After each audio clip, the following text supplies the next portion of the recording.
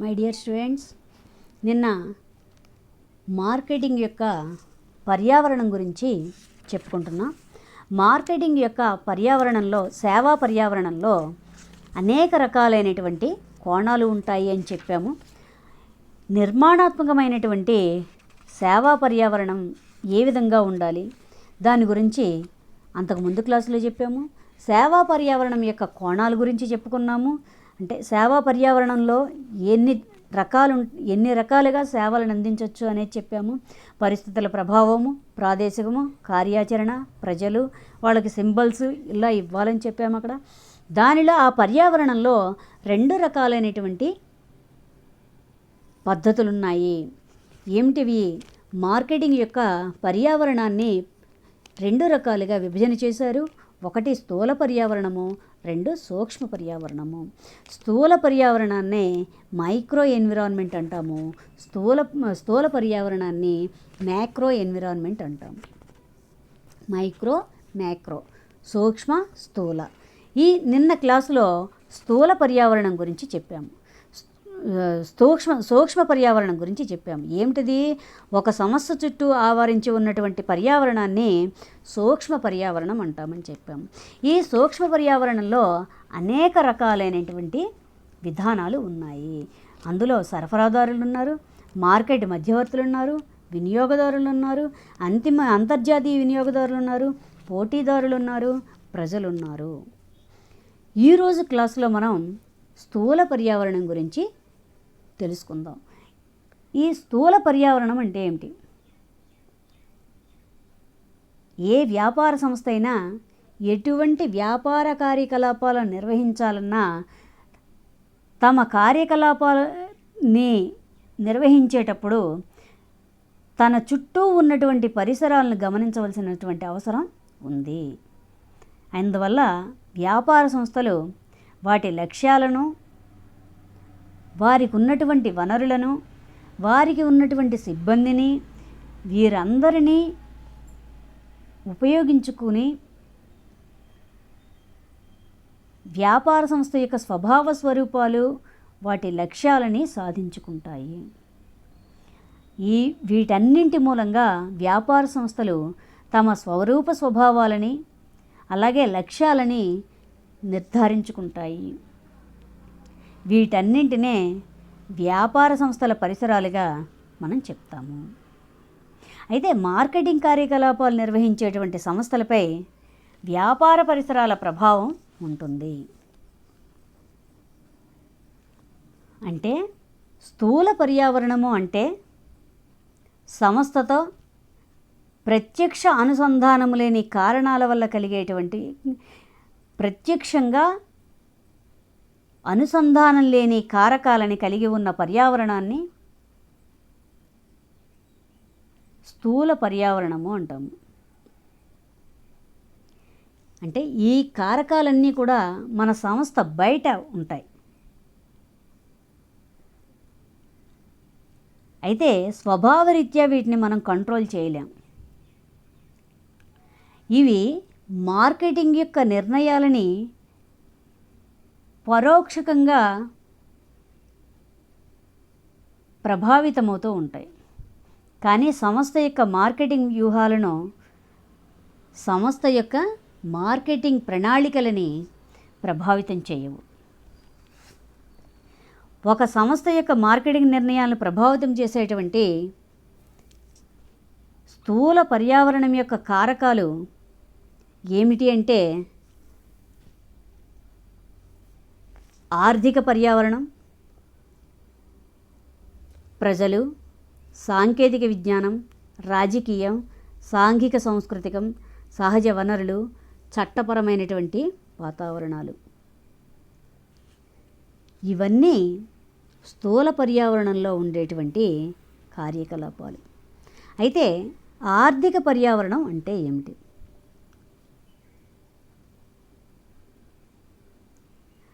అంటే ఆర్థిక పర్యావరణము అంటే వ్యాపార సంస్థ యొక్క పనితీరుని ప్రభావితం చేసేటువంటిది ముఖ్యంగా ఈ కార్యకలాపమే. ఏమిటది? డబ్బులు. ఈ కారకాలలో ఉత్పత్తి ప్రక్రియ, సంపద, పంపిణీ ఈ 3 కలిసి ఉంటాయి. ఆర్థిక పర్యావరణం అనేది సంస్థ యొక్క మార్కెటింగ్ కార్యకలాపాలని కూడా ప్రభావితం చేస్తూ ఉంటుంది.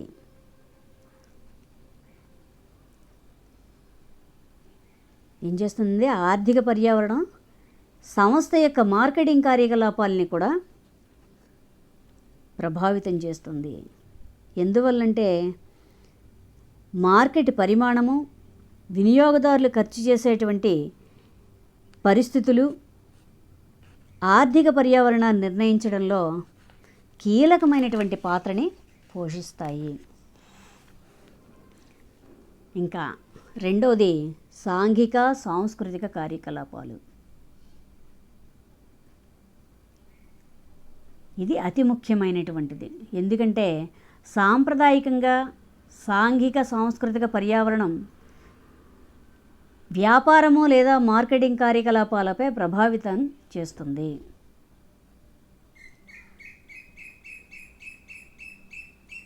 ఇవి సంస్థల్ని ప్రభావితం చేస్తాయి.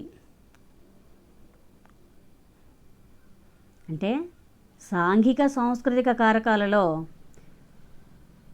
సామాజిక కారకాలు, విలువలు, ప్రవర్తనలు, విద్య, నైతిక విలువలు మొదలైనటువంటివి ఇందులో ఉంటాయి. ఈ కారకాలన్నీ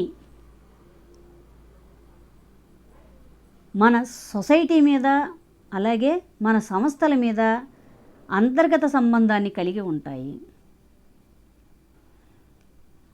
అందువల్ల సమాజము మరియు సంస్థల మధ్య అంతర్గత సంబంధ స్వభావాన్ని సంస్థల పనితీరును నిర్ణయిస్తాయి. అంటే సంస్థ మరియు వ్యక్తుల మధ్య గల సంబంధాలని ఇది సమాజంలోని నైతికత, విశ్వాసం, నిబంధనల ద్వారా వీటిని గుర్తిస్తారు. ఇంకా మూడోది ఏమంటున్నాడు? జనసంఖ్యా పర్యావరణం. ఏమంటున్నాడండి? జనసంఖ్యా పర్యావరణం అంటే జనాభా ఎక్కువగా కలిగినటువంటి జనాభా స్థూల పర్యావరణం యొక్క ప్రాథమికమైనటువంటి అంశము. అమ్మకపుదారులచే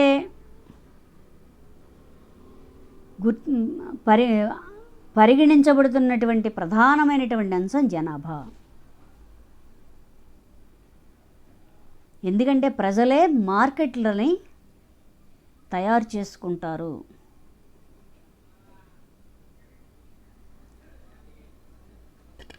జనాభా వృద్ధి రేటు, జనాభా పరిమాణము, జాతులు, వయస్సులు, గృహ విధానాలు, విద్యా స్థాయిలు ఇవన్నీ కూడా ఈ కారకాలన్నీ కూడా వ్యాపార సంస్థలని ప్రభావితము చేస్తాయి. ఇంకా చట్టపరమైనటువంటి పర్యావరణము. చట్టపరమైనటువంటి పర్యావరణము చట్టపరమైనటువంటి పర్యావరణం అంటే ఏమిటండి? అంటే మార్కెటింగ్ పర్యావరణాన్ని ప్రభావితం చేసేది చట్టాలు. అందులో అయితే ఆ చట్టాలు మరియు ఆదేశాలతో అనుసంధానం కలిగి ఈ కారకాలు ఉంటాయి. కాబట్టి మార్కెటింగ్ పర్యావరణంలో తప్పనిసరిగా భారతీయ శిక్షా స్మృతి యొక్క నియమ నిబంధనల్ని తప్పనిసరిగా పాటించాలి. అంటే వ్యాపార సంస్థలు న్యాయపరమైనటువంటి నిబంధనలన్నీ కూడా పాటించాలి. ఈ పర్యావరణంలో అంటే పర్యావరణం అంటే ఏంటి? వాతావరణంలో చట్టాలు, అలాగే హక్కులు, న్యాయస్థానాలు, జరిమానాలు మొదలైనటువంటివన్నీ కూడా ఈ చట్టమైనటువంటి పర్యావరణంలో ఉంటాయి. అంటే న్యాయమైనటువంటి పర్యావరణము. అయితే ఈ కారకాలన్నీ వివిధ సంస్థల యొక్క మార్కెటింగ్ కార్యకలాపాలని గణనీయంగా ప్రభావితం చేస్తాయి. అంటే ఏ వస్తువులను ఉత్పత్తి చేయాలి, మనం ఉండేటువంటి వాతావరణం ఏంటి, అక్కడ ఎటువంటి వస్తువులు అమ్మాలి, ఇవన్నీ కూడా ఇందులో చూపిస్తాయి. ఇంకా రాజకీయ పర్యావరణం, సంస్థ యొక్క పనితీరుని ప్రభావితం చేసేటువంటి ప్రభుత్వ చర్యలే రాజకీయ పర్యావరణంగా మనం చెప్పచ్చు. ఈ వాతావరణం, పర్యావరణం అంటే మన చుట్టూ ఆవరించి ఉన్నటువంటి వాతావరణం, సంస్థ చుట్టూ ఆవరించి ఉన్నటువంటి ఆర్థిక పరిస్థితులతో సంబంధాన్ని కలిగి ఉంటుంది. ఈ వాతావరణంలో చట్టాలు, విధానాలు, నియమ నిబంధనలు, దేశ విదేశాల్లో ఉన్న విభిన్నమైనటువంటి రాజకీయ వాతావరణాలు అన్నీ కూడా ఇందులో ప్రభావితమవుతాయి. ఇంకా సాంకేతిక పర్యావరణం, సాంకేతిక పర్యావరణంలో సాంకేతిక అంశాలు అంటే ఏమిటండి? యంత్రాలు, మిషన్లు, ఇవన్నీ యంత్రాలు, యంత్ర సామగ్రి, వివిధ వస్తు సేవలను ఉత్పత్తి చేసేటువంటి సాంకేతిక పరిజ్ఞానం మొదలైనటువంటివన్నీ కూడా ఇందులో ఉంటాయి. అయితే సాంకేతిక పరిజ్ఞానంలో కొత్త పద్ధతులను ఉపయోగించడం ద్వారా కొత్త వస్తువులను ఉత్పత్తి చేయడం లేదా అధునాతన ఉత్పత్తి ప్రక్రియలను రూపొందించడం అనేటువంటిది జరుగుతుంది. అయితే ఇటీవల సాంకేతిక పరిజ్ఞానాభివృద్ధిలో ఈ మధ్యకాలంలో సాంకేతిక పరిజ్ఞానాభివృద్ధిలో మొబైల్ ఫోన్లు, కంప్యూటర్లు, ల్యాప్టాప్లు, ఆటోమొబైల్స్ మొదలైనటువంటి ఇతర ఉత్పత్తి సాంకేతికతలు ఎక్కువగా ఉంటున్నాయి. ఇంకా సహజ పర్యావరణం,